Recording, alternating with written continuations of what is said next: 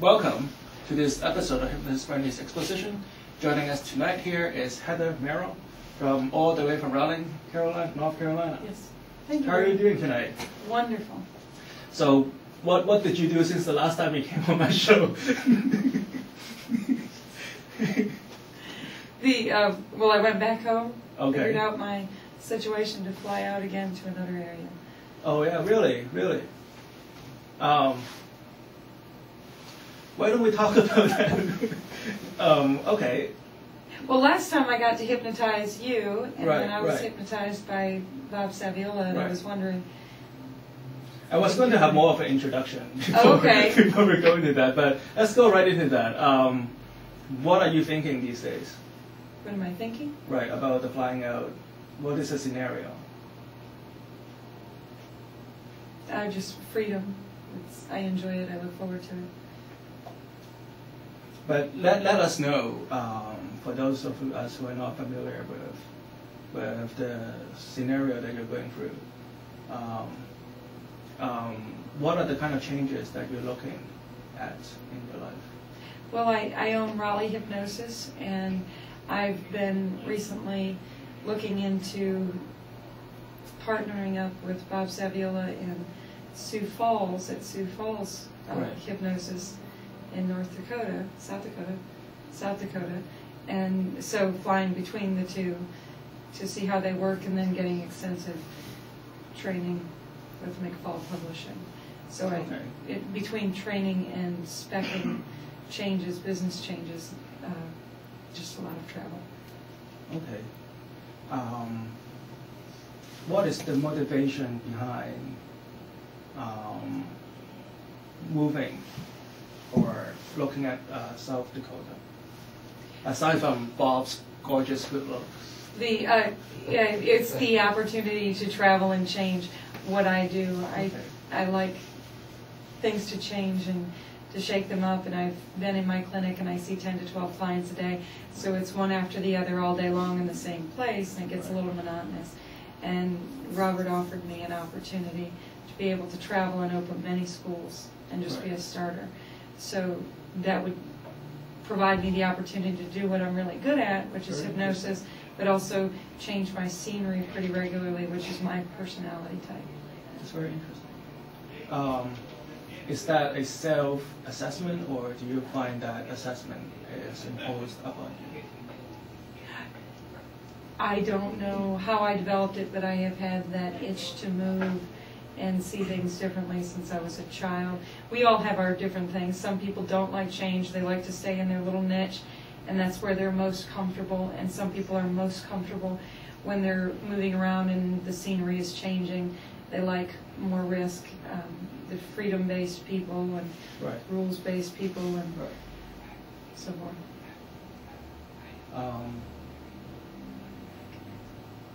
So what would you like to work on today? Just confidence and self-esteem. I don't think anybody is it in relations to this move, or is it something that that you want to work on in a broader picture? Just in general, worthiness conversations, and my head feeling more secure and confident. And what does that mean to you? I guess it would mean not second-guessing my choices, feeling like what I say matters in a group of people. Right. Tell me more. In what way?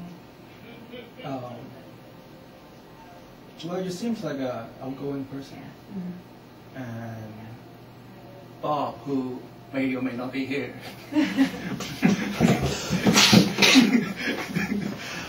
That could just be anybody.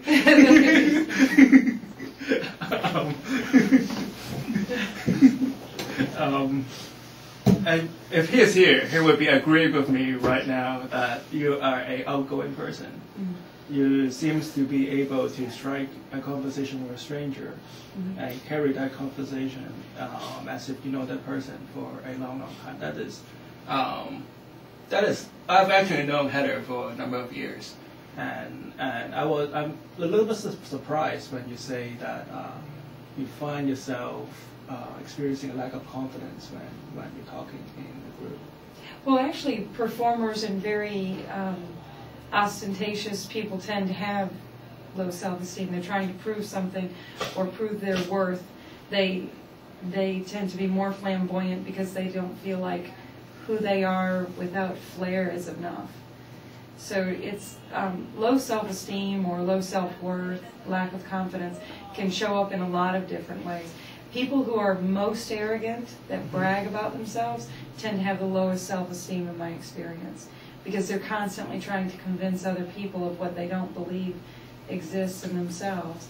Performers or very outgoing people, in some cases, are trying to provide enough. People who take care of others, constantly cooking, and the person that's always there and has the extra safety pin in their purse or the extra piece of paper, they're just kind and lovable. They tend to have low self-worth, and they feel like if they don't provide or serve, that they won't be wanted or desired.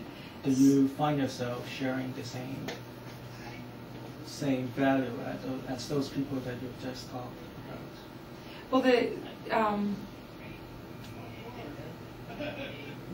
Well, I do tend to help a lot, but it's not going on in my head. I enjoy helping. I enjoy seeing other people. Right, I feel the same way. Feel comfortable, knowing loved, you or safe. as a friend, not as your hypnotherapist. Mm-hmm. But it was interesting how you brought up all those personalities. Do you think that how do you feel you relate to all those energy that you have put forth in this room just a moment ago? How do I relate? How do you feel you relate to those energy or those personalities?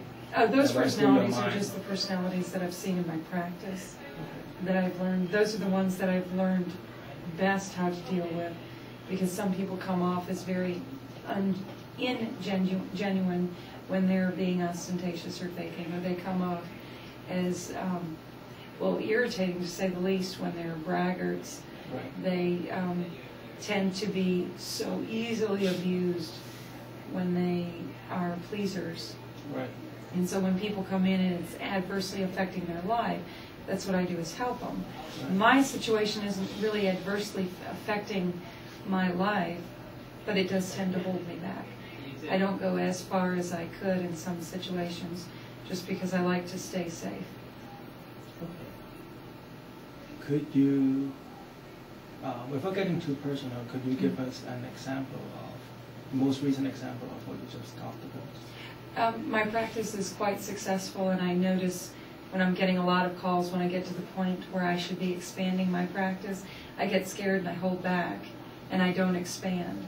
And in the long run, it's hurting because I'm a really good hypnotist. I could be helping a larger number of people, and I'm not, because I've got that fear of having something bigger than me happen. And I would like to alleviate that before I move on into something that's clearly going to get larger. Do you think confidence is the right word to describe this, or is there another way to describe the struggle that you're going through right now? Worthy, self-worth. Or it could just be not being able to see into what might become of you, right? Do you feel that you're in a safety zone up to a point? Here's what I'm hearing, and this conversation has never happened before between me and Heather, right? Yeah. Right. And Bob could testify. And this is the first time we're having this conversation, right? Mm-hmm. And from the last 3 minutes, I'm hearing that it seems like confident could be a thing, mm-hmm. and be something they work on. But what you have described is more like you are a good hypnotist. You established a practice, and this is what you see yourself as. But as you move to the next stage, it has become unknown, right? Like, Correct. and is that the part that is bothering you? That you're about to do something bigger than what you have already done? Yes. So it's like a carpenter who builds a house, and he's very good at building houses. But when it is time for him to build a condo, he finds that he's looking at something that he has never done before, and that unknown, that feeling of facing the unknown is bothering him. Do you feel that this is the more of a precise description of your struggle in the current days? Well, it is facing the unknown, but I also tend to not make friends or enter into relationships with people who I consider higher on my social scale. Okay. So entering into the unknown makes sense, but then it doesn't jive with the other places in my life. It's the fear of failure. Fear of failure.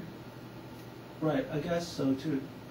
It's just more like you know you're going to be successful up to a certain point of business, right? Mm-hmm. And if you move past this, you don't know if you're going to be successful or not. Mm-hmm.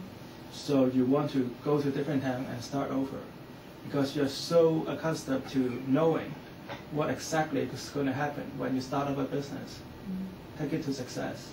And when you hit the flat plateau, you have the struggle, and then you don't want to face that. So you move to a new town, and then start from the beginning where you're familiar with this curve, right? Do you think that is the pattern that's Well, I haven't been doing that, and what's scaring me is doing that. Okay. So, but then, this is a decision that you have already committed to? Yes. So what is the difference between this and wanting to acquire more success in a practice? Both of them you're facing unknown, right? Mm-hmm. What is the difference between moving to South Dakota versus growing out running hypnosis? What is the difference? Right. I would be going into practice with someone else in South Dakota, and I would be staying in practice on my own in Raleigh. So if I went to South Dakota, if I fail, it's going to affect someone else's life. Whereas if I stay in Raleigh and I fail, it'll only affect me. So I'm not hurting anyone if I don't achieve in Raleigh, but I would be hurting someone else if I don't in South Dakota. Okay. So I guess how do you think improving your confidence is going to come in and help you through the next few weeks or few months or the transition period? If I can feel like I'm at least lateral to other human beings. By that you mean? On an equal level playing field. Even with somebody who you perceive as of a higher status. Is that what you have said? Well, you mentioned that, well, you talk to me and you talk to your friends at a very lateral status, right? But you find that you feel that it does not communicate as well with somebody who is on a higher status. Is that what you No, even my friends that I'm communicating very laterally, they don't realize, well, you said yourself you were surprised that I would say that I'm not confident at all. It's when I'm on a level field with my friends, I feel less than in the group. And it's ludicrous when I look at it intellectually. So what would you like to feel if this all worked out? Worthy and intelligence. What does that word mean, worthy? Good enough, capable, competent. Okay. Valuable. How does that feel? Those are cognitive words. Pardon? Those are cognitive words, and you know that. Mm-hmm. How does that make you feel? when you're worthy, when you feel worthy? Free, lighter, loose, comfortable, cozy. And what would you be doing when you feel that? Oh, if it was fixed, what would I like to be feeling, or what would I? What would you be doing when you're feeling those feelings? In the past or in the present? When this therapy works out perfectly. Oh, when this then I would be in the perfect feeling world, comfortable and confident. what would you be doing? Having conversation with friends. Yeah, having conversations with friends, visiting with strangers. And how different is it from before the therapy starts? I'm just looking for a change. Like, what would you like to change in terms of how you behave? We have just went through how would you like to change in your emotions. We have gone through how would you like to change in terms of your thinking. And just want to squeeze out how would you like to change in your behavior patterns. Well, my behavior is really good. I would just like to be less tense and nervous about it. I would like to feel different. My behavior is fine. I'm proud of my behavior. It's the feeling behind it. I don't want to have to struggle or push myself to be in those conversations. I would like for them to flow freely. All right. So what we're about to do now is hypnosis. I don't know if anybody told you that Okay. this is what we're going to do. So sit back with your feet flat open forward. Hold out your arms like this. I just want you to push down on my fingers as lightly as possible. As lightly as possible? Yes. But you have to keep pushing. So as soon as your palm touches my knee, I would just like you to close your eyes and let yourself go. So this one stays up? This one stays up. Just push it.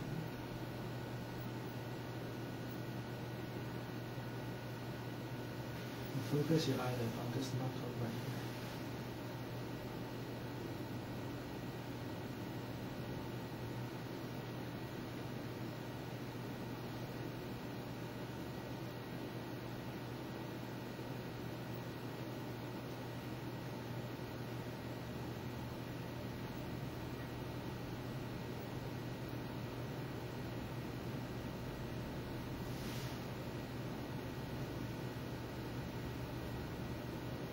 That's right.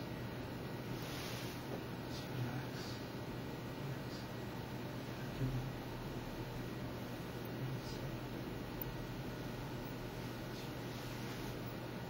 Just let yourself go.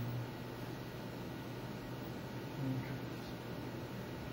Every breath that you take, you'll find yourself drifting further and further into trance. Each breath that you take, you find yourself sinking deeper and deeper down into your chair. That's right. And as you do, find yourself relaxing more and more. And you know exactly how that feels. And you know exactly how to visualize through your eyes, through your ears, through your senses. Just through the back of your eyelids, you can imagine yourself on a happy, happy beach. You can feel the warm ray of the sun on the tip of your nose, on your cheek, and on your shoulders. Letting yourself sink deeper and deeper. You can even feel the soft, moist sand right under your feet, sinking your feet deeper and deeper into the sand. That's right.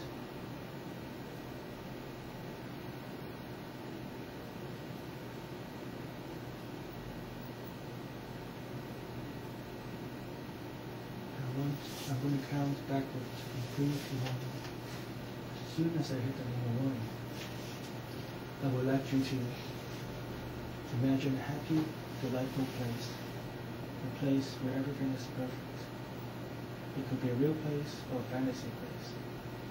But as I count from 3 to 1, we just use the rest of your conscious energy and play and be delighted in this happy, happy place while your unconscious mind is open and ready to receive the positive, beneficial suggestions that I'm about to give you.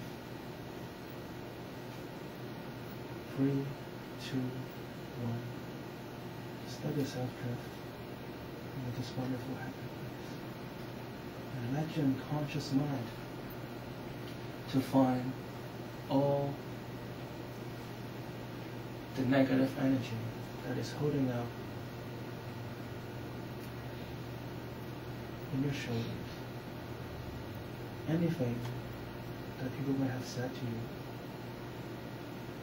that may have give you a sense of unconfidence, unself-worthy, any fear or guilt or shame, any negative emotions that may be blocking you from becoming the confident and happy Heather, a Heather who is totally self-confident, with all the self-worth in the world. The unconscious mind can find that negative hand-up energy and let them go right now.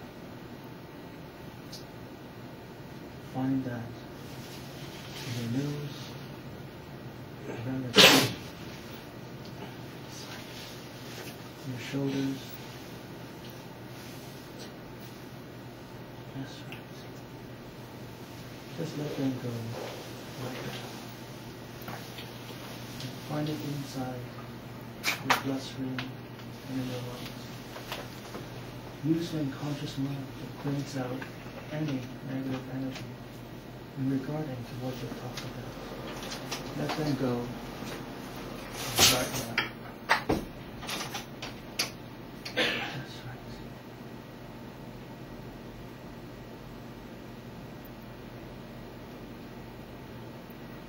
That's right.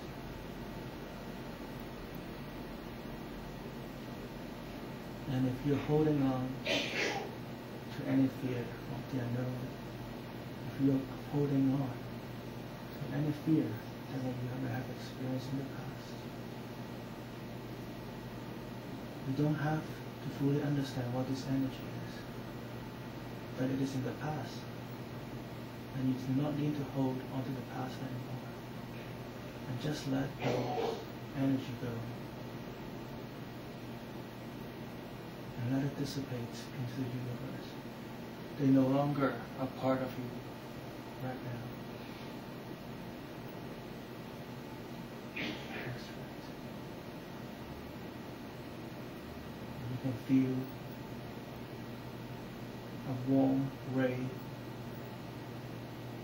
of delightful energy flowing from the tip of the nose into the mind, the cheek, your nose, all the way running into your fingers and toes. And let this energy that is full of life and confidence and self-worthiness flow through your mind, flow through your body, and becoming and helping you to become the new Heather that you have always wanted to be. A new Heather to find herself worthy and confident to talk to anybody whom she wants to talk to. She'll find that she's easily able to look somebody in the eye and be able to see that the person is talking to her on an equal basis, and in return, she'll find it easy to talk to that person on an equal basis. You'll find yourself being very confident, very easy, and very naturally able to do that. You will not question or have any thoughts of how you do it. It will just be so natural to you. You will just do it. You find that this energy is flowing through your eyelids, the tip of your nose, and onto every part of your fingers. That's right. You find that whenever you are about to confront a situation where it could be new to you, you can find that all the energy in the room, all the confidence, all the self-worthiness to confront this issue with the best that you can. And use that energy each and every day. Take you closer and closer until one day you become that header that you've always wanted to be. Full of life, full of energy, confidence, and self-worthiness. As I count from 1 to 10, when I reach the number 10, you'll find yourself coming back to this room, feeling all your energy, have been realigned with the energy of the sky and the earth and the ocean, aligned with all the life forces in this world. Feeling so great, so wonderful, feeling like you've slept for the last 12 hours. Totally amazing. 1, 2, 3, 4, 5, 6, 7. Whenever you're ready, 8, 9, and 10. Welcome back. It feels good, doesn't it? It's great. We have 5 seconds left, so thank you for joining us. Thank you for coming. Join us next week. Hypnotist Bernie's Exposition, Tuesday night at 7:30. Thank you.